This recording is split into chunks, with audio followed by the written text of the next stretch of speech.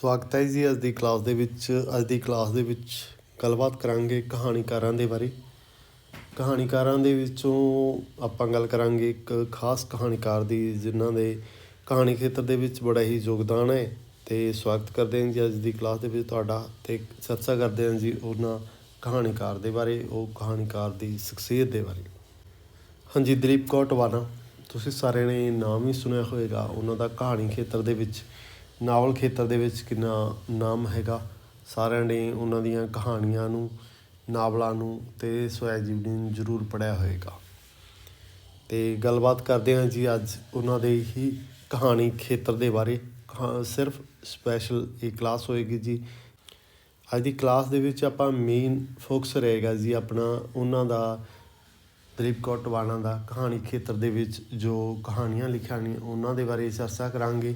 ਸੰਗ੍ਰਹਿ ਕਿਹੜੇ ਕਿਹੜੇ ਲਿਖੇ ਨੇ ਜੀ, ਉਹਨਾਂ ਦੇ ਵਿਸ਼ੇ ਕਿਹੜੇ ਕਿਹੜੇ ਨੇ, ਉਹਨਾਂ 'ਤੇ ਆਪਣਾ ਜੋ ਅੱਜ ਫੋਕਸ ਰਹੇਗਾ ਉਹਨਾਂ ਦੀ ਵਿਚਾਰ ਚਰਚਾ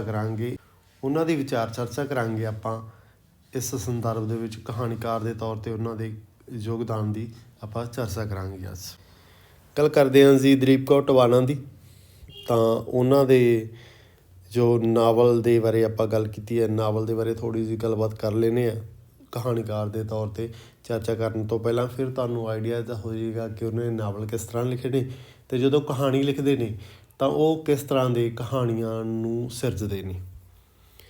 ਤਾਂ ਉਹਨਾਂ ਦੀ ਨਾਵਲ ਵਿਧਾ ਅਪਣਾਉਣ ਤੋਂ ਪਹਿਲਾਂ ਜੀ ਉਹਨਾਂ ਨੇ ਕਿਹੜੀਆਂ ਕਹਾਣੀ ਰਚਨਾ ਵੀ ਕੀਤੀ ਹੈ। ਬਾਲ ਰਚਨਾ, ਅਨੁਵਾਦ, ਆਲੋਚਨਾ, ਸਵੈ ਜੀਵਨੀ ਦੀਆਂ ਵੱਖ-ਵੱਖ ਕਹਿ ਲਓ ਜੀ ਜੋ ਸਾਹਿਤ ਦੀਆਂ ਵਿਧਾਵਾਂ ਨੇ ਉਹਨਾਂ ਦੇ ਵਿੱਚ ਕੰਮ ਕੀਤਾ ਗਾ।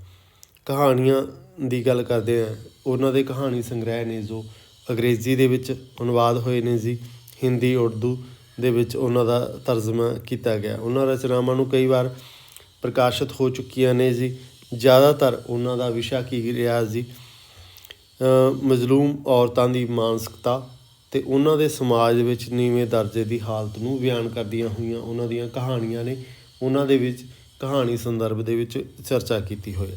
ਨਾਵਲਾਂ ਦੀਆਂ ਜਿਹੜੀਆਂ ਔਰਤਾਂ ਨੇ ਪੜ੍ਹੀਆਂ ਲਿਖੀਆਂ ਜਾਂ ਆਰਥਿਕ ਤੌਰ 'ਤੇ ਮਜ਼ਬੂਤ ਹੋਣ ਦੇ ਬਾਵਜੂਦ ਵੀ ਮਨੁੱਖਤਾ ਦੀ ਜੋ ਬਰਾਬਰੀ ਦਾ ਇਜ਼ਹਾਰ ਨਹੀਂ ਕਰ ਰਹੀਆਂ।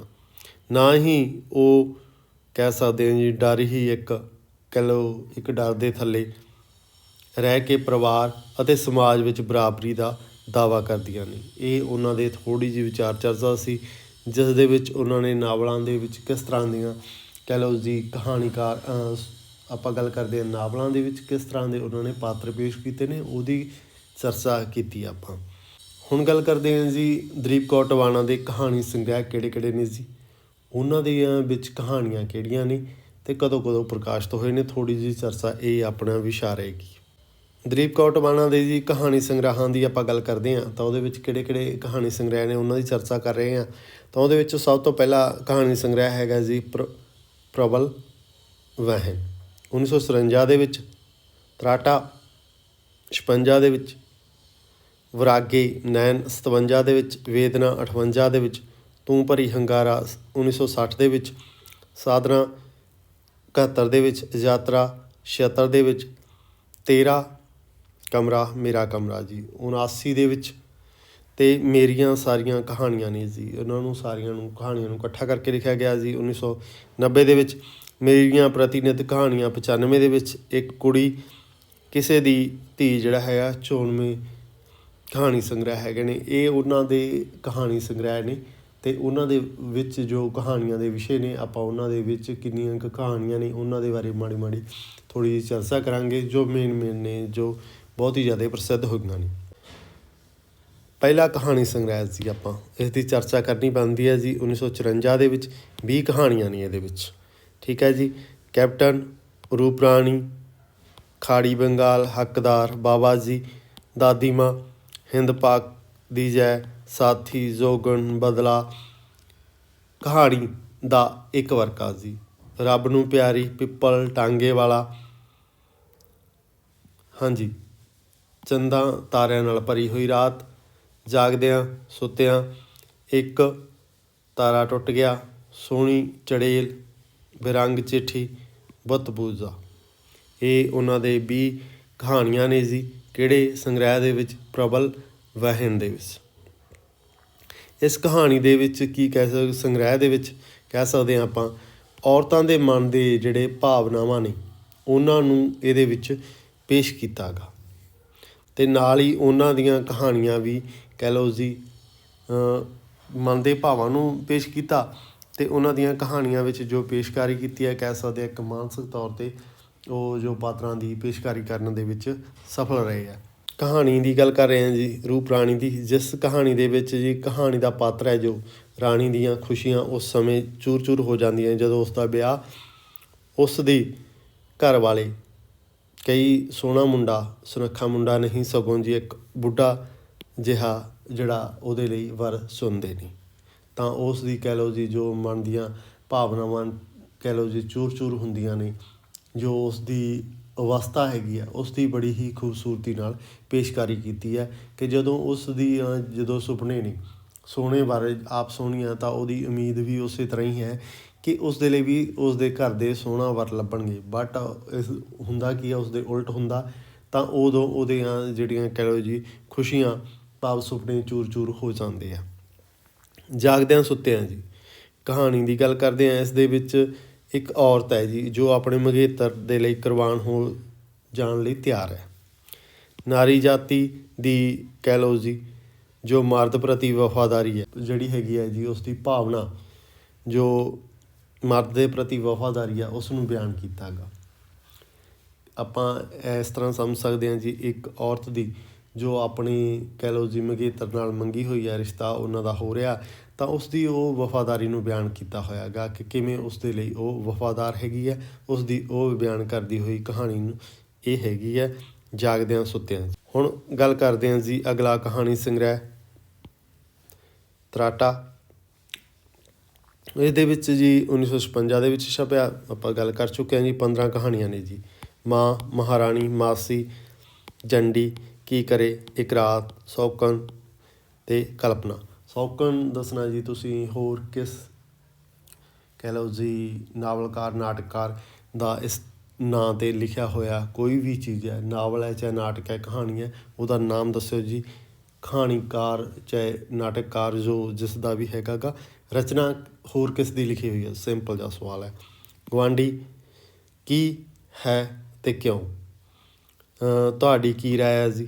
ਲਫ਼ਜ਼ ਲੱਭਦੇ ਨਹੀਂ, ਪੈਸਾ, ਭੋਲੂ, ਮੌਤ, ਮਾਰ ਨਾ ਸਕੀ। ਇਹ 15 ਕਹਾਣੀਆਂ ਨੇ ਜੀ ਇਸ ਕਹਾਣੀ ਸੰਗ੍ਰਹਿ ਦੇ ਵਿੱਚ। ਇਸ ਸੰਗ੍ਰਹਿ ਦੇ ਵਿੱਚ ਜੀ ਹਰ ਕਹਾਣੀ ਔਰਤ ਦੇ ਮਿੱਧੇ ਹੋਏ ਚਾਵਾਂ ਅਤੇ ਮਲਾਰਾਂ ਦੀ ਦੁੱਖਾਂ ਦੀ ਜਿਹੜੀ ਹੈਗੀ ਹੈ ਸਥਿਤੀ ਨੂੰ ਰੂਪਮਾਨ ਕਰਦੀ ਹੈ ਜੀ। ਇਸ ਕਹਾਣੀ ਦੇ ਵਿੱਚ ਆਪਾਂ ਇਹ ਕਹਿ ਸਕਦੇ ਹਾਂ ਕਿ ਇਸ ਕਹਾਣੀ ਦੇ ਵਿੱਚ ਉਹ ਔਰਤਾਂ ਦੀ ਪੇਸ਼ਕਾਰੀ ਕੀਤੀ ਹੈ ਜਿਨ੍ਹਾਂ ਦੇ ਚਾਵਾਂ ਨੂੰ, ਮਨ ਦੀਆਂ ਸਦਰਾਂ ਨੂੰ, ਉਹਨਾਂ ਨੂੰ ਜਿਹੜਾ ਹੈਗਾ ਗਾ ਪੂਰੀਆਂ ਨਹੀਂ ਹੁੰਦੀਆਂ, ਤਾਂ ਉਹ ਜੋ ਦੁੱਖ ਤਕਲੀਫ ਹੈ, ਜੋ ਮਾਨਸਿਕਤਾ ਹੈਗੀ ਆ ਉਸ ਨੂੰ ਪੇਸ਼ਕਾਰੀ ਕਰਦੀ ਹੈ। ਟਵਾਣਾ ਦੀਆਂ ਕਹਾਣੀਆਂ ਵਿੱਚ ਦੇਸ਼ ਆਜ਼ਾਦ ਹੋਣ ਦੇ ਬਾਵਜੂਦ ਔਰਤ ਹਜੇ ਆਜ਼ਾਦ ਫਿਜ਼ਾ ਦੇ ਵਿੱਚ ਖੁੱਲ੍ਹ ਕੇ ਆਨੰਦ ਨਹੀਂ ਮਾਣ ਪਾਉਂਦੀ ਹੈ। ਕੀ ਕਰੇ, ਤੁਹਾਡੀ ਕੀ ਰਾਏ ਹੈ ਵਰਗੇ ਕਹਿ ਲਓ ਜੀ ਪ੍ਰਸ਼ਨ ਚਿੰਨ੍ਹ ਹਜੇ ਵੀ ਉਸਦੇ ਮੱਥੇ ਦੀਆਂ ਲਕੀਰਾਂ ਨਾਲ ਚੁੰਬੜੇ ਹੋਏ ਨੇ ਜੀ। ਇਹ ਕਹਾਣੀਆਂ ਬੜੀ ਹੀ ਸਫਲਤਾ ਦੇ ਨਾਲ ਵਿਅੰਗ ਕਰਦੀਆਂ ਨੇ ਜੀ ਉਹ ਜੋ ਹਜੇ ਤੱਕ ਵੀ ਉਹਨਾਂ ਨੂੰ ਆਜ਼ਾਦੀ ਨਹੀਂ ਮਿਲੀ ਹੈ। ਦੇਸ਼ ਆਜ਼ਾਦ ਹੋਏ ਅੱਜ ਬੇਸ਼ੱਕ ਕਿੰਨੇ ਸਾਲ ਹੋ ਗਏ ਨੇ, ਪਰ ਉਹਨਾਂ ਦੀਆਂ ਕਹਾਣੀਆਂ ਦੇ ਕਹਿ ਲਓ ਜੀ ਪਾਤਰ ਨੇ ਜੋ ਉਹ ਹਜੇ ਤੱਕ ਆਜ਼ਾਦ ਨਹੀਂ ਹੈ, ਇਹ ਪੇਸ਼ਕਾਰੀ ਕੀਤੀ ਹੋਈ ਹੈ। ਅਗਲੇ ਕਹਾਣੀ ਸੰਗ੍ਰਹਿ ਦੀ ਗੱਲ ਕਰਦੇ ਹਾਂ ਜੀ। ਵਿਰਾਗੇ ਨੈਣ 57 ਦੇ ਵਿੱਚ ਸ਼ਬਦ ਹੈ ਜੀ। 14 ਕਹਾਣੀਆਂ ਨੇ ਇਹਦੇ ਵਿੱਚ। ਵੀਰਾ, ਹੌਂਕਾ, ਇੱਕ ਹੌਂਕਾ, ਸਭ ਬਕਵਾਸ ਹੈ ਜੀ। ਦੀਦੀ, ਦੋ ਪੱਖ, ਧੂੜ, ਉਹ ਸੋਚਦੀ ਹੈ ਜੀ। ਕੌਣ ਦਿਲਾਂ ਦੀਆਂ ਜਾਣੇ, ਤੁਮ ਨਾ ਜਾਣੇ, ਪਟਿਆਲਾ ਦਾ ਨਾਂ ਸੁਣ ਕੇ, ਦੋਵੇਂ, ਤੁਸੀਂ ਦੋਵੇਂ, ਜ਼ਿੰਦਗੀ ਵਿੱਚ, ਗੀਤਕਾਰ, ਕੁਲਾਂਦੀ ਦੀ ਕੂੰਜ। ਇਹ 14 ਕਹਾਣੀਆਂ ਨੇ ਜੀ ਵਿਰਾਗੇ ਨੈਣ ਦੇ ਵਿੱਚ।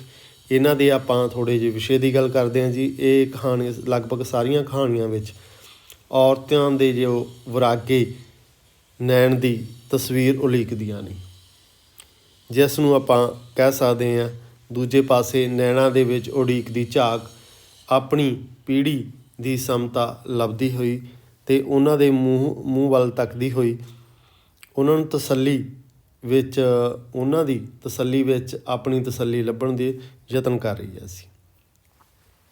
ਭਾਵ ਇੱਕ ਉਡੀਕ ਦੀ ਪੇਸ਼ਕਾਰੀ ਕਰਦੀਆਂ ਨੇ ਜੀ ਕਹਾਣੀਆਂ। ਅਤੇ ਉਡੀਕ ਦੇ ਵਿੱਚ ਆਪਾਂ ਕਹਿ ਸਕਦੇ ਹਾਂ ਜੀ ਜੋ ਵਿਰਾਗ ਹੁੰਦਾ, ਭਾਵ ਕਿਸੇ ਦਾ ਆਪਾਂ ਇੰਤਜ਼ਾਰ ਕਰਦੇ ਹਾਂ ਤਾਂ ਉਸ ਦੇ ਵਿੱਚ ਉਹ ਜੋ ਵਿਰਾਗ ਹੈ, ਜੋ ਵਿਰਲਾਪ ਹੈ, ਉਸ ਦੀ ਪੇਸ਼ਕਾਰੀ ਕਰਦੀਆਂ ਨੇ ਸੀ ਇਹਨਾਂ ਦੀਆਂ ਕਹਾਣੀਆਂ। ਅਤੇ ਬੜੀ ਸ਼ਿੱਦਤ ਦੇ ਨਾਲ ਉਹਨਾਂ ਨੂੰ ਪੇਸ਼ ਕੀਤਾ ਗਾ ਇਹ ਸੰਗ੍ਰਹਿ ਦੇ ਵਿੱਚ ਵਿਰਾਗੇ ਨੈਣ ਦੇ ਵਿੱਚ, ਕਿ ਔਰਤਾਂ ਜੋ ਉਡੀਕ ਕਰ ਰਹੀਆਂ ਨੇ ਉਸ ਦੀ ਪੇਸ਼ਕਾਰੀ ਕਰਦੇ ਹੋਏ ਦਿਖਾਇਆ ਗਿਆ। ਵੇਦਨਾ ਕਹਾਣੀ ਸੰਗ੍ਰਹਿ ਦੀ ਆਪਾਂ ਗੱਲ ਕਰ ਰਹੇ ਹਾਂ ਜੀ, ਜਿਸ ਦੀ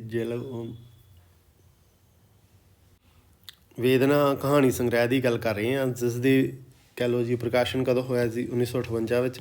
18 ਕਹਾਣੀਆਂ ਨੇ ਇਸ ਦੇ ਵਿੱਚ। ਨਸ਼ਾ, 10 ਵਰ੍ਹਿਆਂ ਮਗਰੋਂ, ਈਮਾ ਬਰਾਊਨ, ਨਾਗ, 2 ਰੋਟੀਆਂ, ਇੱਕ ਸੀ ਰਾਜਾ, ਨੀਤਾ, ਸਾਹਿਤਕ ਗੱਲਾਂ, ਮੇਰਾ ਕਸੂਰ ਕੀ ਏ, ਅਤੇ ਬੌਦਲੀ ਫਿਰ ਰਹੀ ਸੀ। ਠੀਕ ਹੈ ਜੀ। ਬਾਪ ਜਿਨ੍ਹਾਂ ਦੇ ਰਾਜੇ ਹੁੰਦੇ ਨੇ, ਜ਼ਾਦ, ਕੀਮਤ, ਸ਼ਿਵ ਜੀ ਦੀ ਪਾਰਵਤੀ, ਤੇਰਾ ਸਭ ਕੁਛ, ਵਸਾ, ਰਾਣੀ, ਤੂਫਾਨ। ਇਹ ਇਹਨਾਂ ਦੇ ਵੇਦਨਾ ਕਹਾਣੀ ਸੰਗ੍ਰਹਿ ਦੇ ਵਿੱਚ ਸ਼ਾਮਲ ਕਹਾਣੀਆਂ ਨੇ ਜੀ 18। ਅਤੇ ਇਹਨਾਂ ਦੇ ਵਿੱਚ ਕਹਾਣੀ ਸੰਗ੍ਰਹਿ ਦੇ ਵਿੱਚ ਕੀ ਪੇਸ਼ ਕੀਤਾ ਜੀ, ਨਾਰੀ ਮਨ ਦੀ ਜੋ ਵੇਦਨਾ ਹੈਗੀ ਆ ਉਹਨੂੰ ਪ੍ਰਗਟਾਇਆ ਹੈਗਾ। ਇਹਦਾ ਯਾਦ ਰੱਖਿਓ ਜੀ, ਟਿਵਾਣਾ ਦੇ ਜੋ ਵੀ ਕਹਾਣੀ ਸੰਗ੍ਰਹਿ ਦਾ ਨਾਮ ਹੈ ਉਸ ਦੇ ਵਿੱਚ ਉਸ ਦੀ ਕੋਈ ਪੇਸ਼ਕਾਰੀ ਕੀਤੀ ਹੈ। ਜਿਵੇਂ ਵਿਰਾਗੇ ਨੈਣ ਸੀ, ਵਿਰਾਗੇ ਨੈਣਾਂ ਦੀ ਗੱਲ ਕੀਤੀ ਸੀ, ਵੇਦਨਾ ਦੇ ਵਿੱਚ ਵੇਦਨਾ ਦੀ ਗੱਲ ਕੀਤੀ ਹੈ, ਤਾਂ ਇਹ ਤੁਸੀਂ ਸਹਿਜੇ ਹੀ ਅੰਦਾਜ਼ਾ ਲਗਾ ਸਕਦੇ ਹੋ ਉਹਨਾਂ ਦੇ ਨਾਮਾਂ ਤੋਂ। ਸੰਗ੍ਰਹਾਂ ਦੇ ਜੋ ਨਾਮ ਨੇ ਉਹਦੇ ਵਿੱਚ ਉਸ ਤਰ੍ਹਾਂ ਦੀ ਹੀ ਪੇਸ਼ਕਾਰੀ ਕੀਤੀ ਹੋਈ ਮਿਲਦੀ ਹੈ। ਤੂੰ ਭਰੀ ਹੁੰਗਾਰਾ ਸੰਗ੍ਰਹਿ ਦੇ ਵਿੱਚ ਜੋ 1960 ਦੇ ਵਿੱਚ ਸ਼ਬਦ ਆ, ਇਹਦੇ ਵਿੱਚ 15 ਕਹਾਣੀਆਂ ਨੇ ਜੀ। ਪੁਤਲੀਆਂ ਦਾ ਤਮਾਸ਼ਾ, ਪਿਆਰ ਨੂੰ ਪ੍ਰਣਾਮ, ਹੁੰਗਾਰਾ, ਅਲਵਿਦਾ, ਹਰ ਕਮਲ, ਵਰ੍ਹਿਆਂ ਮਗਰੋਂ, ਜ਼ਿੰਦਗੀ ਭਰ, ਮਾਫ਼ ਕਰ ਦੇਵੀਂ, ਕੋਇਲ ਕੂਕਦੀ ਤੱਕ ਕੇ, ਕੱਚਾ ਧਾਗਾ, ਰੋ ਲੈਣ ਦੇ, ਰਲੇ ਹੋਏ, ਤੂੰ ਤੇ ਤੁਸੀਂ, ਝਟਕਾਈ ਦਾ ਮੁੰਡਾ, ਅਤੇ ਸਤੀਆਂ ਸੋਈ। ਇਹ ਕਹਾਣੀ ਸੰਗ੍ਰਹਿ ਨੇ ਜੀ। ਇਹਦੇ ਵਿੱਚ ਸ਼ਾਮਲ ਕਹਾਣੀਆਂ ਨੂੰ ਸ਼ਾਮਲ ਕੀਤਾ ਗਿਆ। ਤੂੰ ਭਰੀ ਹੁੰਗਾਰਾ ਕਹਾਣੀ ਸੰਗ੍ਰਹਿ ਦੇ ਵਿੱਚ ਸ਼ਾਮਲ ਕਹਾਣੀਆਂ ਨੇ 15, ਉਹਨਾਂ ਦੇ ਨਾਮ ਨੇ। ਇਸ ਦੇ ਵਿੱਚ ਬਾਕੀ ਕਹਾਣੀਆਂ ਸੰਗ੍ਰਹਾਂ ਦੇ ਵਾਂਗ ਹੀ ਇਸਤਰੀ ਪੀੜਾ ਨੂੰ ਕਹਿ ਲਓ ਜੀ ਬਿਆਨ ਕਰਦੀਆਂ ਨੇ, ਅਤੇ ਉਹ ਕਿਸੇ ਨਾ ਕਿਸੇ ਢੰਗ ਨਾਲ ਉਹ ਜਿਹੜੀ ਇਸਤਰੀ ਦੀ ਪੀੜਾ ਹੈਗੀ ਆ ਉਸ ਨੂੰ ਪੇਸ਼ ਕਰ ਰਹੀਆਂ ਨੇ। ਤਾਂ ਇਹਦੇ ਕਹਾਣੀ ਸੰਗ੍ਰਹਾਂ ਦੇ ਵਿੱਚੋਂ ਕਹਿ ਲਓ ਜੀ ਕਹਾਣੀਆਂ ਨੇ ਜੋ ਉਹਦੀ ਥੋੜ੍ਹੀ ਜਿਹੀ ਚਰਚਾ ਕਰਦੇ ਹਾਂ। ਪੁਤਲੀਆਂ ਦਾ ਤਮਾਸ਼ਾ ਜੀ, ਇਸ ਕਹਾਣੀ ਵਿੱਚ ਮਰਦ ਦੇ ਇਸਤਰੀਆਂ ਨੂੰ ਪੁਤਲੀ ਦੀ ਤਰ੍ਹਾਂ ਨਚਾ ਕੇ ਉਹਨਾਂ ਨੂੰ ਹੰਝੂਆਂ ਵਿੱਚੋਂ ਸਵਾਦ ਲੈਣ ਅਤੇ ਗੈਰ ਮਨੁੱਖੀ ਵਰਤਾਰੇ ਨੂੰ ਬਿਆਨ ਕੀਤਾ ਗਾ।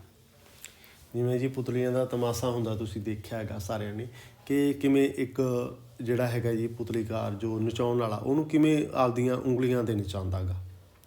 ਉਸੇ ਤਰ੍ਹਾਂ ਜੀ ਸਮਾਜ ਦੇ ਵਿੱਚ ਜੋ ਮਰਦ ਹੈਗਾ, ਮਰਦ ਨੂੰ ਕਿਵੇਂ ਔਰਤ ਨੂੰ ਉਸ ਤਰ੍ਹਾਂ ਆਪਦੇ ਇਸ਼ਾਰਿਆਂ 'ਤੇ ਨਚਾ ਕੇ ਉਸ ਨੂੰ ਤਕਲੀਫ ਦੇ ਕੇ ਜੀ, ਠੀਕ ਹੈ, ਤਾਂ ਉਹ ਜਿਹੜਾ ਹੈਗਾ ਜੀ ਮਨੁੱਖੀ ਵਰਤਾਰਾ ਹੈਗਾ ਜੀ ਤਕਲੀਫ ਦੇਣ ਵਾਲਾ, ਉਸ ਦੀ ਸਾਰੀ ਪੇਸ਼ਕਾਰੀ ਇਸ ਕਹਿ ਲਓ ਜੀ ਕਹਾਣੀ ਦੇ ਵਿੱਚ ਪੇਸ਼ ਕੀਤੀ ਹੋਈ ਹੈ।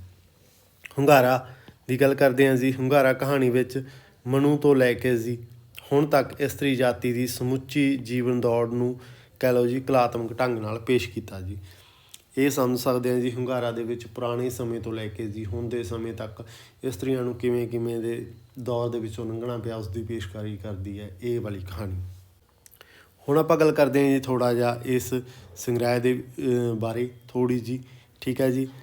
ਅਖੀਰ ਆਪਣੇ ਜ਼ਖਮਾਂ ਨੂੰ ਪੂੰਝ ਕੇ ਲਤਾੜਨ ਵਾਲਿਆਂ ਤੋਂ ਬਦਲਾ ਲੈਣ ਲਈ ਸਾਵਧਾਨ ਹੁੰਦਿਆਂ ਹੋਇਆ ਵਿਖਾਇਆ ਗਿਆ ਜੀ। ਕਿਹੜੀਆਂ ਕਿਹੜੀਆਂ ਕਹਾਣੀਆਂ ਨੇ ਜੀ। ਟਿਵਾਣਾ ਨੇ ਖੇਤ ਤੋਂ ਖਾਧੀ ਵਾੜ ਨੂੰ, ਪੁਜਾਰੀ ਦੀ ਝਰੀਟੀ ਪੁਜਾਰਨ ਨੂੰ, ਠੀਕ ਹੈ ਜੀ। ਪਰਮੇਸ਼ਰ ਦੀ ਕਹਿ ਲਓ ਜੀ ਪ੍ਰਮਾਤਮਾ ਤੋਂ ਕਹਿ ਲਓ ਜੀ ਇੱਕ ਅਬਲਾ ਨੂੰ, ਠੀਕ ਹੈ ਜੀ। ਉਸ ਤੋਂ ਬਾਅਦ ਪ੍ਰੇਮੀ ਦੀ ਛਲੀ ਪ੍ਰੇਮਿਕਾ ਨੂੰ, ਬਿਰਹਾ ਵਿੱਚ ਹੋਈ ਕਾਲੀ ਕੋਇਲ ਨੂੰ, ਪਿਆਰ ਨੂੰ ਪ੍ਰਣਾਮ, ਅਲਵਿਦਾ, ਵਰ੍ਹਿਆਂ ਮਗਰੋਂ, ਜ਼ਿੰਦਗੀ ਭਰ, ਮਾਫ਼ ਕਰ ਦੇਵੀਂ, ਸਤੀਆਂ ਸਈ, ਜੋ ਵੱਖ ਵੱਖ ਕਹਿ ਲਓ ਜੀ ਅੰਦਾਜ਼ ਵਿੱਚ ਕਹਾਣੀਆਂ ਨੂੰ ਚਿਤਰਿਆ ਗਿਆ। ਵੱਖ-ਵੱਖ ਤਰੀਕੇ ਦੇ ਨਾਲ ਉਹਨਾਂ ਨੂੰ ਪੇਸ਼ ਕੀਤਾ ਗਾ। ਕੱਚਾ ਧਾਗਾ ਦੇ ਵਿੱਚ ਜੀ ਕਹਿ ਲਈਏ ਆਪਾਂ ਪਿਆਰ ਦੇ ਬੰਧਨ ਅਤੇ ਲਾਵਾਂ ਦੇ ਬੰਧਨ ਦੀ ਜੋ ਵਿਰੋਧਤਾ ਹੈਗੀ ਆ, ਜੋ ਵਿਰੋਧ ਹੁੰਦਾ ਗਾ, ਖਿੱਚੋਤਾਣ ਹੈਗੀ ਆ, ਉਹ ਵਿਖਾਈ ਗਈ ਹੈ। ਪਿਆਰ ਨੂੰ ਇੱਕ ਕੱਚੇ ਧਾਗੇ ਵਾਂਗ ਸਾਬਤ ਕੀਤਾ ਗਾ ਕਿ ਜਿਵੇਂ ਇੱਕ ਕੱਚਾ ਧਾਗਾ ਹੁੰਦਾ ਜੀ ਟੁੱਟ ਜਾਂਦਾ, ਉਸੇ ਤਰ੍ਹਾਂ ਪਿਆਰ ਵੀ ਜੋ ਕਈ ਵਾਰ ਖਿੱਚੇ ਤੋਂ ਟੁੱਟਦਾ ਗਾ, ਉਸ ਦੀ ਪੇਸ਼ਕਾਰੀ ਭਾਵ ਧਾਗੇ ਦੀ ਸਮਾਨਤਾ ਦੇ ਨਾਲ ਦਿਖਾਈ ਹੋਈ ਹੈ। ਰਲੇ ਹੋਏ ਕਹਿ ਸਕਦੇ ਹਾਂ ਜੀ ਕਹਾਣੀ ਦੇ ਵਿੱਚ ਉਹਨਾਂ ਦਾ ਵੀ ਸਾਨੂੰ ਰੋਲ ਯਥਾਰਥਵਾਦੀ ਹੈ, ਜਿਸ ਦੇ ਵਿੱਚ ਵਪਾਰੀ ਸ਼੍ਰੇਣੀ ਅਤੇ ਕਿਰਤੀ ਸ਼੍ਰੇਣੀ ਦਾ ਕਹਿ ਲਓ ਜੀ ਵਿਰੋਧਤਾ ਉਹਨਾਂ ਦੇ ਆਪਸ ਵਿੱਚ ਵਿਰੋਧਾਤਮਕ ਹੁੰਦੀ ਹੈ, ਨਖੇੜ ਉਹਨੂੰ ਵਿਖਾਇਆ ਗਿਆ। ਸਾਧਨਾ ਕਹਾਣੀ ਸੰਗ੍ਰਹਿ ਦੇ ਵਿੱਚ ਇਸ ਦੇ ਵਿੱਚ 15 ਕਹਾਣੀਆਂ ਨੂੰ ਸ਼ਾਮਲ ਕੀਤਾ ਗਿਆ। 1971 ਦੇ ਵਿੱਚ ਇਹ ਸੰਗ੍ਰਹਿ ਛਪਦਾ ਗਾ। ਸਾਧਨਾ ਪ੍ਰੋਫੈਸਰ ਕਿਸੇ ਦੀ ਧੀ ਜੀ ਦੱਸਣਾ ਤੁਸੀਂ ਹੋਰ ਕਿਹੜੇ ਕਹਾਣੀ ਸੰਗ੍ਰਹਿ ਦੇ ਵਿੱਚ ਸ਼ਾਮਲ ਹੈ। ਮੂਰਤੀ, ਪੱਥਰ ਦੀ ਮੂਰਤੀ, ਮੇਰਾ ਵਿਆਹ, ਦੀਵੇ ਤਲੇ ਅੰਧੇਰਾ, ਬਾਲਾ ਦੀਦੀ, ਇੱਕ ਵੇਸ਼ਵਾ, ਕੀ ਮੰਗਾ, ਕੌਣ, ਆਈ ਹੋਸਟ ਕਾਣੇ, ਬੀਬੀ ਬਾਸ, ਸੈਨੀਟਰੀਅਮ, ਬੱਸ ਕਨੈਕਟਰ ਅਤੇ ਸਵਾਲ ਜਵਾਬ। ਬੱਸ ਕਨੈਕਟਰ ਕਾਫੀ ਮਸ਼ਹੂਰ ਹੈ ਜੀ, ਜਿਸ ਦੀ ਆਪਾਂ ਗੱਲ ਕਰਾਂਗੇ ਥੋੜ੍ਹਾ ਜਿਹਾ ਬਾਅਦ ਦੇ ਵਿੱਚ। ਅਤੇ ਇਹਨੂੰ ਪੰਜਾਬ ਬੋਰਡ ਦੇ ਵਿੱਚ ਲਾਇਆ ਗਿਆ ਗਾ ਬੱਸ ਕਨੈਕਟਰ ਕਹਾਣੀ ਨੂੰ, ਅਤੇ ਇਸ ਦੇ ਬਾਰੇ ਆਪਾਂ ਥੋੜ੍ਹੀ ਚੰਗੀ ਤਰ੍ਹਾਂ ਡਿਟੇਲ ਕਰਾਂਗੇ। ਦੀਵੇ ਤਲੇ ਅੰਧੇਰਾ ਕਹਾਣੀ ਸੰਗ੍ਰਹਿ ਦੇ ਵਿੱਚੋਂ ਕਹਾਣੀ ਹੈ ਜੀ ਜੋ ਉਸਦੀ ਆਪਾਂ ਗੱਲ ਕਰਦੇ ਹਾਂ ਜੀ। ਮਰਦ ਦਾ ਸਾਥ ਲੋਚਦੀ ਔਰਤ ਦੇ ਜਜ਼ਬਾਤਾਂ ਨੂੰ ਇਹਦੇ ਵਿੱਚ ਪੇਸ਼ ਕੀਤਾ ਗਾ ਜੀ। ਕਿਵੇਂ ਇੱਕ ਔਰਤ ਦੇ ਲਈ ਜੋ ਮਰਦ ਹੈਗਾ ਤਾਂ ਉਹਦੀ ਤਾਂਘ ਹੈਗੀ ਆ, ਉਸ ਨੂੰ ਕਹਿ ਲਓ ਜੀ ਸਾਥ ਪਾਉਣ ਦੀ ਇੱਛਾ ਹੈਗੀ ਆ, ਉਸ ਨੂੰ ਪੇਸ਼ ਕੀਤਾ ਗਾ। ਸੈਨੀਟੋਰੀਅਮ ਦੇ ਵਿੱਚ ਕੀ ਕੀਤਾ ਗਾ ਜੀ, ਉਹਨਾਂ ਨੇ ਪੇਸ਼ ਕਰ ਇੱਕ ਅਜਿਹੀ ਨਾਰੀ ਦੀ ਕਹਾਣੀ ਆ ਜੋ ਆਪਣੇ ਗਮਾਂ ਵਿੱਚ ਨੂੰ ਭੁਲਾ ਕੇ ਦੂਜਿਆਂ ਲਈ ਜ਼ਿੰਦਗੀ ਜਿਉਣਾ ਸ਼ੁਰੂ ਕਰ ਦਿੰਦੀ ਹੈ। ਭਾਵ ਦੂਜਿਆਂ ਲਈ ਜ਼ਿੰਦਗੀ ਜਿਉਣ ਦੀ ਜੋ ਕਹਾਣੀ ਵਿੱਚ ਪੇਸ਼ਕਾਰੀ ਕੀਤੀ ਹੈ ਉਹ ਕਾਹਦੇ ਵਿੱਚ ਹੈ, ਸੈਨੀਟੋਰੀਅਮ ਦੇ ਵਿੱਚ। ਠੀਕ ਹੈ ਜੀ। ਉਪਰੋਕਤ ਕਹਾਣੀ ਸੰਗ੍ਰਹਾਂ ਤੋਂ ਇਲਾਵਾ ਜੀ ਤੇਰਾ ਮੇਰਾ ਕਮਰਾ ਜੀ, ਯਾਤਰਾ, ਇੱਕ ਕੁੜੀ ਆਦਿਕ ਜੋ ਸੰਗ੍ਰਹਾਂ ਦੇ ਵਿੱਚ ਔਰਤ ਦੀ ਜੋ ਤਰਾਸਦੀ ਹੈ ਉਹਨੂੰ ਕਿਸੇ ਹੱਦ ਤੱਕ ਬਿਆਨ ਕੀਤਾ ਗਾ। ਉਸ ਤੋਂ ਇਲਾਵਾ ਗੱਲ ਕਰਦੇ ਹਾਂ ਜੀ ਜੋ ਬੇਵਸੀ ਹੈ, ਬੇਤਰਸ ਦੀ ਭਾਵਨਾ, ਉਹਦੇ ਪਾਤਰਾਂ ਦੀ ਜਾਣੀ ਪਹਿਚਾਣੀ ਸੁਰ ਪੇਸ਼ ਕੀਤੀ ਹੈ। ਪੰਜਾਬ ਦੇ ਪੇਂਡੂ ਜਨਜੀਵਨ ਅਤੇ ਸ਼ਹਿਰੀ ਮੱਧ ਵਰਗ ਦੀ ਦੋਗਲੀ ਜੀਵਨ ਜਾਂਚ ਨੂੰ ਵੀ ਇਹਦੇ ਕਹਾਣੀਆਂ ਦੇ ਵਿੱਚ ਪੇਸ਼ ਕੀਤਾ ਗਾ। ਅਤੇ ਆਪਣੀ ਕਹਿ ਲਓ ਜੀ ਉਸਨੇ ਆਪਣੀ ਕਹਿ ਲਓ ਜੀ ਕਹਾਣੀਆਂ ਦੀ ਰਚਨਾ ਕੀ ਬਣਾਉਂਦੀ ਹੈ, ਇਹਨਾਂ ਹੀ ਔਰਤਾਂ ਨੂੰ ਜੋ ਮੱਧ ਵਰਗ ਦੀਆਂ ਨੇ, ਪੇਂਡੂ ਜੀਵਨ ਦੀਆਂ ਨੇ, ਉਹਨਾਂ ਨੂੰ ਆਪਦੀ ਕਹਾਣੀਆਂ ਦੇ ਵਿੱਚ ਵਿਸ਼ਾ ਭਾਵ ਪਾਤਰ ਬਣਾ ਕੇ ਪੇਸ਼ ਕਰਦੀ ਹੈ। ਦਲੀਪ ਕੌਰ ਟਿਵਾਣਾ ਦੇ ਬਾਰੇ ਗੱਲ ਕਰਦੇ ਹਾਂ ਜੀ ਥੋੜ੍ਹਾ ਜਿਹਾ ਹੁਣ ਹੋਰ ਡਿਟੇਲ ਦੇ ਵਿੱਚ। ਉਹਨਾਂ ਦੇ ਸਾਹਿਤਕ ਜੀਵਨ ਦੀ ਗੱਲ ਕਰਦੇ ਹਾਂ। ਠੀਕ ਹੈ ਜੀ। ਲਿਖਣ ਦੀ ਸ਼ੁਰੂਆਤ ਕਦੋਂ ਕੀਤੀ ਹੈ, ਤਾਂ ਉਹਨਾਂ ਨੇ ਕਹਿੰਦੇ ਜੀ ਲਿਖਣ ਦੀ ਸ਼ੁਰੂਆਤ 21 ਸਾਲ ਦੀ ਉਮਰ ਵਿੱਚ ਕਰਦੇ ਆ। ਪਹਿਲਾ ਕਹਾਣੀ ਸੰਗ੍ਰਹਿ ਕਿਹੜਾ ਸੀਗਾ ਜੀ, ਪ੍ਰਬਲ ਪ੍ਰਵਹਿਨ, ਫਿਰ ਤਰਾਟਾ, ਸਾਧਨਾ, ਵੇਦਨਾ, ਵਿਰਾਗੇ ਨੈਣ ਅਤੇ ਹੰਗਾਰਾ ਤੂੰ ਪਰ ਯਾਦ ਕਹਾਣੀ ਸੰਗ੍ਰਹਿ ਛਪਦੇ ਨੇ। ਫਿਰ ਨਾਵਲ ਖੇਤਰ ਦੀ ਆਪਾਂ ਗੱਲ ਕਰਦੇ ਹਾਂ, ਬੜਾ ਯੋਗਦਾਨ ਪਾਇਆ ਜੀ। ਅਗਨੀ ਪ੍ਰੀਖਿਆ, ਬਾਟ ਹਮਾਰੀ, ਤੀਲੀ ਦਾ ਨਿਸ਼ਾਨ, ਪੈੜਸਾਲ, ਸੂਰਜ ਅਤੇ ਸਮੁੰਦਰ, ਇਹ ਕਾਫੀ ਬਹੁਤ ਹੀ ਜ਼ਿਆਦਾ ਪ੍ਰਸਿੱਧ ਨੇ ਜੀ। ਅਤੇ ਉਹਨਾਂ ਦੇ ਕਹਿ ਲਓ ਜੀ ਪ੍ਰਸਿੱਧ ਇਹ ਹਮਾਰਾ ਜੀਵਨਾ ਸਾਹਿਤ ਅਕਾਦਮੀ ਦੇ ਵੱਲੋਂ ਜੀ ਪ੍ਰਸਿੱਧ ਨਾਵਲ ਹੈ ਜਿਹੜਾ ਜੀ ਉਸ ਦੀ ਗੱਲ ਕੀਤੀ ਹੈ, ਉਹਨੂੰ ਸਾਹਿਤ ਅਕਾਦਮੀ ਪੁਰਸਕਾਰ ਮਿਲਿਆ। ਤਾਂ ਇਸ ਤੋਂ ਇਲਾਵਾ ਨਾਵਲਾਂ ਨੂੰ ਕਹਿ ਲਓ ਜੀ TV 'ਤੇ ਸੀਰੀਅਲ ਵੀ ਬਣਿਆ ਜੀ, ਰਣਪਿੱਤਰਾਂ ਦਾ ਉਹਦਾ ਨਾਂ ਰੱਖਿਆ ਜੀ ਨਾਵਲ ਦਾ, ਅਤੇ ਉਹ 'ਤੇ ਫਿਲਮ ਬਣੀ ਹੋਈ ਹੈ। ਠੀਕ ਹੈ, ਰਣਪਿੱਤਰਾਂ 'ਤੇ ਅਤੇ ਉਸ ਦਾ ਫਿਲਮ ਦਾ ਤੁਸੀਂ ਨਾਂ ਦੱਸਣਾ। ਉਸ ਤੋਂ ਇਲਾਵਾ ਜੀ ਆਪਾਂ ਗੱਲ ਕਰਦੇ ਹਾਂ ਜੀ ਸਵੈ ਜੀਵਨੀ ਹੈ ਨੰਗੇ ਪੈਰਾਂ ਦਾ ਸਫ਼ਰ ਅਤੇ ਸਾਹਿਤਕ ਸਵੈ ਜੀਵਨੀ ਪੂਛਤੇ ਹੋ ਤੋਂ ਸੁਣੋ ਲਿਖਿਆ ਨੇ। ਇਸ ਤੋਂ ਇਲਾਵਾ ਹੋਰ ਸਵੈ ਜੀਵਨੀਆਂ ਨੇ ਜੀ, ਉਹਨਾਂ ਦੀ ਆਪਾਂ ਚਰਚਾ ਕਰਾਂਗੇ। ਅਤੇ ਕਹਿ ਲਓ ਜੀ ਭਾਰਤ ਸਰਕਾਰ ਨੇ ਇਹਨਾਂ ਨੂੰ ਪਦਮ ਸ਼੍ਰੀ ਦਿੱਤਾ। ਪੰਜਾਬ ਸਰਕਾਰ ਨੇ ਕਿਹੜਾ ਦਿੱਤਾ ਜੀ, ਪੰਜਾਬੀ ਸਾਹਿਤ ਰਤਨ ਦਾ ਅਵਾਰਡ। ਠੀਕ ਹੈ, ਇਹ ਤੁਸੀਂ ਯਾਦ ਰੱਖਿਓ, ਭਾਰਤ ਵਾਲਿਆਂ ਨੇ ਕਿਹੜਾ ਦਿੱਤਾ ਅਤੇ ਪੰਜਾਬ ਵਾਲਿਆਂ ਨੇ ਕਿਹੜਾ ਅਵਾਰਡ ਦਿੱਤਾ ਗਾ। ਆਪਾਂ ਗੱਲ ਕਰ ਰਹੇ ਹਾਂ ਜੀ ਦਲੀਪ ਕੌਰ ਟਿਵਾਣਾ ਨੇ ਕਿਹੜੀਆਂ ਕਹਾਣੀਆਂ ਦਾ ਸੰਪਾਦਨ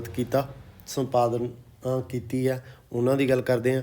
ਕਿਉਂਕਿ ਜਦੋਂ ਆਪਾਂ ਕਹਾਣੀਕਾਰ ਦੇ ਤੌਰ 'ਤੇ ਗੱਲ ਕਰ ਰਹੇ ਹਾਂ ਤਾਂ ਇਹ ਗੱਲ ਕਰਨੀ ਬਣਦੀ ਹੈ ਕਿ ਉਹਨਾਂ ਨੇ ਕਿਹੜੀਆਂ ਕਹਾਣੀਆਂ ਨੂੰ ਸੰਪਾਦਿਤ ਕੀਤਾ। ਬਾਵਾਨੀਆਂ ਕਹਾਣੀਆਂ ਜੀ ਇਹ ਪੁੱਤ ਸਪੁੱਤ ਕਰਨੇ ਆ, ਠੀਕ ਹੈ ਜੀ। ਪੈੜਾਂ, ਕਾਲੇ ਲਿਖਣਾ ਲੇਖ, ਅੱਠੇ ਪੈਰ, ਇਹ ਕਹਾਣੀ ਸੰਗ੍ਰਹਿ ਨੇ ਜੀ 5। ਇਹਨਾਂ ਦੀ ਆਪਾਂ ਚਰਚਾ ਕੀਤੀ ਹੈ ਅਤੇ ਨਾਵਾਂ ਦੀ ਥੋੜ੍ਹੀ ਬਹੁਤੀ ਡਿਟੇਲ ਹੈਗੀ ਆ, ਤੁਸੀਂ ਪੜ੍ਹ ਸਕਦੇ ਹੋ ਇਹਨਾਂ ਦੀ ਡਿਟੇਲ। ਹੋਰ ਜ਼ਿਆਦਾ ਵੀ ਆਪਾਂ ਤੁਹਾਨੂੰ ਦੱਸਾਂਗੇ, ਉਹਦੇ ਬਾਰੇ ਵੀ ਵਿਚਾਰ ਚਰਚਾ ਹੋਏਗੀ। ਉਸ ਤੋਂ ਇਲਾਵਾ ਜੀ ਥੋੜ੍ਹਾ ਜਿਹਾ ਗੱਲ ਕਰਦੇ ਹਾਂ ਜੀ ਸਵੈ ਜੀਵਨੀਆਂ ਕਿਹੜੀਆਂ ਨੇ। ਨੰਗੇ ਪੈਰਾਂ ਦਾ ਸਫ਼ਰ ਜੀ ਸਾਰਿਆਂ ਨੇ ਪੜ੍ਹੀ ਹੈ, ਠੀਕ ਹੈ। ਉਸ ਤੋਂ ਬਿਨਾਂ ਜੀ ਪੂਛਤੇ ਹੋ ਤਾਂ ਸੁਣੋ, ਸਿਖਰ ਦੁਪਹਿਰੇ, ਆਪਣੀ ਸਾਵੇਂ, ਤੁਰਦਿਆਂ। ਇਹ ਕੁਛ ਨਾਮ ਨੇ ਜੀ ਸਵੈ ਜੀਵਨੀਆਂ ਦੇ, ਜੋ ਤੁਸੀਂ ਯਾਦ ਰੱਖਿਓ ਜੀ। ਕਈ ਵਾਰ ਇਹਨਾਂ 2 ਕਹਾਣੀਆਂ ਦੇ ਸਵੈ ਜੀਵਨੀਆਂ ਦਾ ਨਾਮ ਤਾਂ ਤੁਸੀਂ ਸੁਣਿਆ ਹੋਏਗਾ, ਬਾਕੀ ਜਿਹੜੇ ਨੇ ਸਵੈ ਜੀਵਨੀਆਂ ਇਹਨਾਂ 3 ਦਾ ਨਾਮ ਵੀ ਜ਼ਰੂਰੀ ਹੈ ਕਿ ਤੁਹਾਨੂੰ ਥੋੜ੍ਹਾ ਜਿਹਾ ਪਤਾ ਹੋਵੇ। ਤਾਂ ਬੱਚਿਆਂ ਲਈ ਉਹਨਾਂ ਨੇ ਜੋ ਕਹਾਣੀਆਂ ਲਿਖੀਆਂ ਨੇ ਉਹਨਾਂ ਦੀ ਗੱਲ ਕਰਦੇ ਹਾਂ ਜੀ। ਪੰਜਾਂ ਵਿੱਚ ਪਰਮੇਸ਼ਰ, ਫੁੱਲਾਂ ਦੀ ਕਹਾਣੀਆਂ ਹੈ ਜੀ, ਪੰਛੀਆਂ ਦੀਆਂ ਕਹਾਣੀਆਂ ਨੇ, ਉਹਨਾਂ ਨੂੰ ਲਿਖਿਆ ਹੈਗਾ ਦਲੀਪ ਕੌਰ ਟਿਵਾਣਾ ਨੇ। ਇਹ ਥੋੜ੍ਹੀ ਜਿਹੀ ਚਰਚਾ ਕਰਨੀ ਬਣਦੀ ਸੀਗੀ, ਇਹ ਆਪਾਂ ਕੀਤੀ ਹੈ। ਦਲੀਪ ਕੌਰ ਟਿਵਾਣਾ ਦੀ ਕਹਾਣੀਆਂ ਜੀ ਬੱਸ ਕੰਡਕਟਰ, ਜੋ ਪੰਜਾਬ ਬੋਰਡ ਦੇ ਵੱਲੋਂ ਜੀ ਆਪਦੇ ਸਿਲੇਬਸ ਦੇ ਵਿੱਚ ਲਾਈ ਹੋਈ ਹੈ, 9ਵੀਂ 10ਵੀਂ ਦੇ ਵਿੱਚ ਲੱਗੀ ਹੋਈ ਨੇ ਜੀ। ਉਹਦੇ ਵਿੱਚ ਕੀ ਕਹਾਣੀ ਦੇ ਵਿੱਚ ਹੈਗਾ ਜੀ ਉਸਦੀ ਇਸ ਕਹਾਣੀ ਦੇ ਵਿੱਚ ਜੀ ਉਹਨਾਂ ਨੇ ਸੱਚੇ ਸੁੱਚੇ ਅਤੇ ਪਵਿੱਤਰ ਪ੍ਰੇਮ ਨੂੰ ਪੇਸ਼ ਕੀਤਾ ਜੀ। ਉਹਨਾਂ ਨੂੰ ਮਨੋਵਿਗਿਆਨਕ ਕਹਿ ਸਕਦੇ ਹਾਂ ਜੀ ਕਹਾਣੀ ਹੈਗੀ ਹੈ, ਇੱਕ ਮਨੋਵਿਗਿਆਨਕ ਕਹਾਣੀ ਦੀ ਪੇਸ਼ਕਾਰੀ ਕੀਤੀ ਹੈ, ਜਿਸ ਵਿੱਚ ਦੱਸਿਆ ਕਿ ਇੱਕ ਬੱਸ ਕੰਡਕਟਰ ਦੀ ਪੇਸ਼ਕਾਰੀ ਕੀਤੀ ਹੈ ਕਿ ਇੱਕ ਬੱਸ ਕੰਡਕਟਰ ਜੋ ਪਾਤਰ ਹੈ ਉਹ ਆਪਣੀ ਭੈਣ, ਜੋ ਉਸਦੀ ਜਵਾਨ ਭੈਣ ਸੀ, ਉਹ ਮਰ ਚੁੱਕੀ ਹੈ। ਮਰ ਜਾਣ 'ਤੇ ਉਹ ਆਪਣੇ ਦਿਲ ਦੇ ਅੰਦਰ ਜੀ ਇੱਕ ਕਹਿ ਲਓ ਸਖਣਾਪਣ ਜਿਹਾ, ਜੋ ਕਹਿ ਲਓ ਜੀ ਉਹਦੀ ਅਣਹੋਂਦ ਹੈ, ਉਹ ਲਈ ਫਿਰਦਾ ਗਾ। ਭਾਵ ਉਹਦੀ ਭੈਣ ਮਰ ਗਈ ਹੈ ਤਾਂ ਉਹਦੀ ਮਨ ਦੇ ਵਿੱਚ ਇੱਕ ਖਾਲੀਪਣ ਹੈਗਾ। ਮਰੀ ਹੋਈ ਭੈਣ ਨੂੰ ਯਾਦ ਕਰਦਾ ਅਤੇ ਉਸਦੇ ਮਨ ਦੇ ਵਿੱਚ ਡੂੰਘੀ ਉਕਰੀ ਗਈ ਹੈ। ਭਾਵ ਉਹਦੇ ਮਨ ਦੇ ਵਿੱਚ ਜੋ ਕਹਿ ਲਈਏ ਆਪਾਂ ਗੱਲ ਕਰੀਏ ਕਿ ਉਹਦੀ ਛਾਪ ਭੈਣ ਦੀ ਇੰਨੀ ਜ਼ਿਆਦਾ ਹੈ ਕਿ ਉਹ ਹਮੇਸ਼ਾ ਹੀ ਸੋਚਦਾ ਰਹਿੰਦਾ, ਜਿਸ ਕਰਕੇ ਜੀ ਉਹ ਸੰਸਾਰ ਦੀ ਹਰ ਲੜਕੀ ਵਿੱਚੋਂ ਜੀ ਆਪਦੀ ਭੈਣ ਨੂੰ ਲੱਭਣ ਦੀ ਕੋਸ਼ਿਸ਼ ਕਰਦਾ ਗਾ। ਜਦੋਂ ਅਚਾਨਕ ਇੱਕ ਲੇਡੀ ਡਾਕਟਰ ਦੀ ਗੱਲ ਕੀਤੀ ਹੈ ਜੀ, ਜੋ ਕਹਾਣੀ ਵਿੱਚ ਪੇਸ਼ ਕੀਤੀ ਹੈ, ਵਿੱਚੋਂ ਉਸਦੀ ਭੈਣ ਦੇ ਗਵਾਚੇ ਹੋਏ, ਠੀਕ ਹੈ ਜੀ, ਨਕਸ਼ ਨੇ ਉਹ ਉਸ ਨੂੰ ਨਜ਼ਰ ਆਉਂਦੇ ਨਹੀਂ ਸੀ। ਐਂ ਸਮਝ ਲਓ ਜੀ ਇੱਕ ਲੇਡੀ ਡਾਕਟਰ ਦੇ ਵਿੱਚ ਉਸ ਨੂੰ ਉਹ ਆਪਦੀ ਭੈਣ ਹੀ ਦੇਖਦਾ ਗਾ ਅਤੇ ਉਹ ਉਸ ਦੇ ਵੱਲ ਖਿੱਚਿਆ ਜਾਂਦਾ ਗਾ। ਸੱਚਮੁੱਚ ਹੀ ਕਹਿ ਲਈਏ ਜੀ ਲੇਡੀ ਡਾਕਟਰ ਹੈ, ਉਸ ਨੂੰ ਆਪਣੀ ਭੈਣ ਨਜ਼ਰ ਆਉਣ ਲੱਗ ਜਾਂਦੀ ਹੈ। ਫਿਰ ਭਲਾ ਇੱਕ ਭਰਾ ਆਪਣੀ ਭੈਣ ਤੋਂ ਕਿਵੇਂ ਟਿਕਟ ਦੇ ਪੈਸੇ ਲੈ ਸਕਦਾ ਜੀ, ਉਹ ਪੇਸ਼ਕਾਰੀ ਕੀਤੀ ਹੈ। ਇਹ ਇੱਕ ਭਾਵਨਾਤਮਕ ਕਹਾਣੀ ਹੈ ਅਤੇ ਦਲੀਪ ਕੌਰ ਟਿਵਾਣਾ ਨੇ ਜੀ ਇਸ ਨੂੰ ਕਲਾਮਈ ਸ਼ੈਲੀ ਦੇ ਵਿੱਚ ਪੇਸ਼ ਕੀਤਾ ਗਾ। ਧੰਨਵਾਦ ਜੀ ਵੀਡੀਓ ਨੂੰ ਦੇਖਣ ਦੇ ਲਈ, ਅਤੇ ਜੋ ਤੁਸੀਂ ਸਪੋਰਟ ਕਰ ਰਹੇ ਹੋ ਚੈਨਲ ਨੂੰ ਇੰਨਾ, ਤਾਂ ਉਹਦੇ ਲਈ ਬਹੁਤ ਬਹੁਤ ਧੰਨਵਾਦ ਸਾਰਿਆਂ ਦਾ ਜੀ। ਵੀਡੀਓ ਨੂੰ ਲਾਈਕ ਕਰਨਾ ਜੀ, ਆਪਣੇ ਦੋਸਤਾਂ ਦੇ ਨਾਲ ਸ਼ੇਅਰ ਕਰ ਦੇਣਾ। ਸ਼ੇਅਰ ਕਰਨ ਦੇ ਨਾਲ ਜੋ ਆਪਾਂ ਪੜ੍ਹ ਰਹੇ ਹਾਂ ਉਹਨਾਂ ਤੱਕ ਵੀ ਜੋ ਜਾਣਕਾਰੀ ਹੈ ਪਹੁੰਚ ਸਕੇ, ਇਸ ਲਈ ਬੜਾ ਜ਼ਰੂਰੀ ਹੈ ਕਿ ਤੁਸੀਂ ਵੀਡੀਓ ਨੂੰ ਆਪਦੇ ਦੋਸਤਾਂ ਤੱਕ ਸ਼ੇਅਰ ਕਰ ਦਿਆ ਕਰੋ ਕਿ ਉਸ ਦਾ ਵੀ ਥੋੜ੍ਹਾ ਬਹੁਤਾ ਗਿਆਨ ਦੇ ਵਿੱਚ ਵਾਧਾ ਹੋ ਸਕੇ, ਉਹ ਵੀ ਕੁਛ ਨਾ ਕੁਛ ਵਧੀਆ ਸੀ ਸਿੱਖ ਸਕੇ। ਅਤੇ ਚੈਨਲ ਨੂੰ ਸਬਸਕ੍ਰਾਈਬ ਜ਼ਰੂਰ ਕਰ ਲੈਣਾ ਕਿ ਜੋ ਆਪਾਂ ਜਦੋਂ ਸਮੇਂ 'ਤੇ ਅਪਡੇਟ ਕਰਦੇ ਹਾਂ ਕੋਈ ਨਾ ਕੋਈ ਤੁਹਾਡੇ ਤੱਕ ਜਲਦੀ ਪਹੁੰਚ ਸਕੇ। ਕਈ ਵਾਰ ਮੈਂ ਚਾਹੇ ਹੋਰ ਕੋਈ ਤੁਹਾਡੇ ਤੱਕ ਜੋ ਵੀਡੀਓ ਸ਼ੇਅਰ ਕਰਦੇ ਹਾਂ ਅਸੀਂ ਉਸ ਦੇ ਥਰੂ ਪਹੁੰਚਦੀ ਆ, ਸਿੱਧੇ ਰੂਪ ਦੇ ਵਿੱਚ ਵੀਡੀਓ ਨੂੰ ਪਹੁੰਚਣ ਲਈ ਜ਼ਰੂਰੀ ਹੈ ਕਿ ਤੁਸੀਂ ਜਿਹੜਾ ਚੈਨਲ ਨੂੰ ਸਬਸਕ੍ਰਾਈਬ ਜ਼ਰੂਰ ਕਰਕੇ ਰੱਖੋ ਕਿ ਜਦੋਂ ਵੀ ਆਪਾਂ ਕੋਈ ਅਪਡੇਟ ਕਰੀਏ ਤਾਂ ਤੁਹਾਡੇ ਤੱਕ ਆਸਾਨੀ ਨਾਲ ਉਹ ਵੀਡੀਓ ਪਹੁੰਚ ਸਕੇ। ਧੰਨਵਾਦ ਜੀ, ਮਿਲਦੇ ਹਾਂ ਅਗਲੀ ਵੀਡੀਓ ਦੇ ਵਿੱਚ।